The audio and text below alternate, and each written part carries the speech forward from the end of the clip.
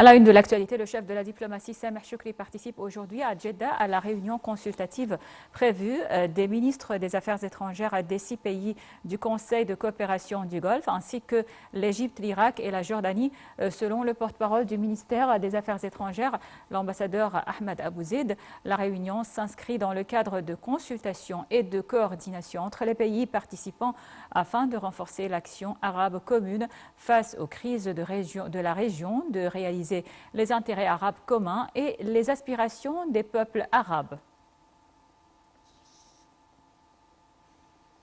L'Arabie saoudite accueille justement en effet ce soir une réunion de plusieurs pays arabes centrée sur un possible rétablissement des relations avec la Syrie après plus d'une décennie d'isolement diplomatique du régime et en pleine détente régionale avec l'Iran.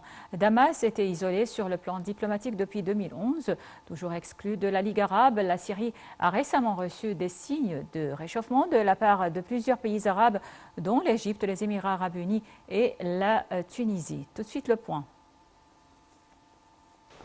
La rencontre de ce soir doit rassembler à Jeddah, dans l'ouest de l'Arabie saoudite, les 6 pays du Conseil de coopération du Golfe, Bahreïn, Koweït, Oman, Qatar, Arabie saoudite et Émirats arabes unis, ainsi que l'Égypte, l'Irak et la Jordanie.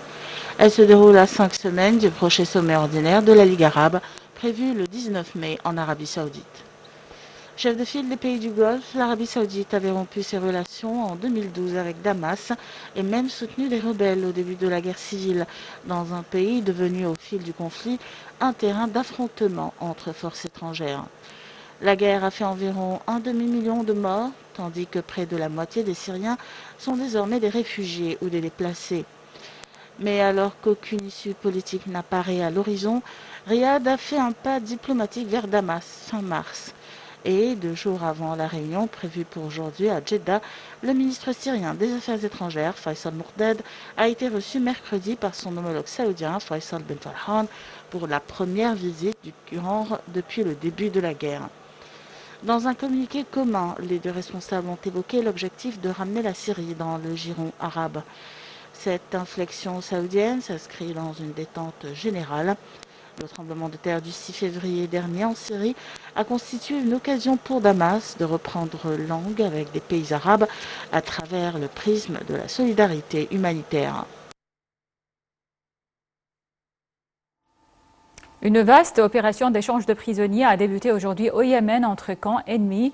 C'est ce qu'a annoncé le Comité international de la Croix-Rouge au moment où l'Arabie saoudite cherche à négocier une trêve avec les rebelles dans ce pays ravagé par la guerre. Un compte rendu. Le premier avion a quitté Sanaa dans le cadre de cet échange, a indiqué Jessica Moussan, chargée des relations avec les médias au CICR qui supervise l'opération. L'avion en partance de la capitale contrôlée par les rebelles houthis se dirige vers Aden, où siège temporairement le gouvernement soutenu par l'Arabie saoudite. Un autre avion est parti peu après d'Aden pour Sanaa. Fin mars, le gouvernement reconnu par la communauté internationale et les rebelles avait conclu un accord à Berne, en Suisse, pour échanger plus de 880 prisonniers, incluant des Saoudiens et des Soudanais. La dernière opération de cette ampleur remonte à octobre 2020, lorsque plus de 1000 prisonniers avaient été libérés. L'Arabie saoudite voisine intervient au Yémen depuis 2015 pour appuyer les forces pro-gouvernementales contre les Houthis, des rebelles soutenus par l'Iran et qui, en 8 ans de conflit, se sont emparés de vastes pans du territoire du nord et de l'ouest de ce pays.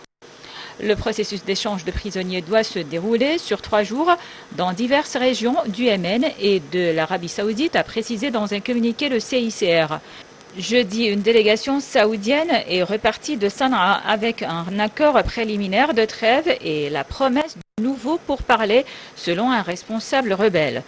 Les discussions à Sanaa ont été sérieuses et positives, avec des progrès sur certaines questions, a assuré le négociateur en chef des Houthis, Mohamed Abdessalem. L'année dernière, les parties avaient déjà observé une trêve de 6 mois.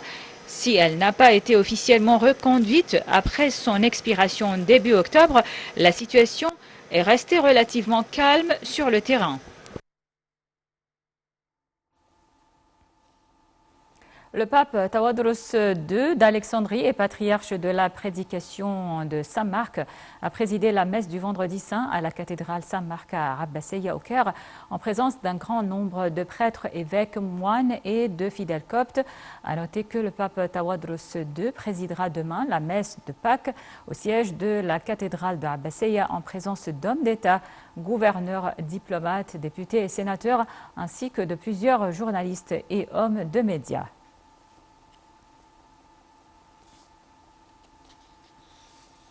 Berlin a demandé à Pékin d'intervenir auprès de Moscou pour arrêter la guerre en Ukraine.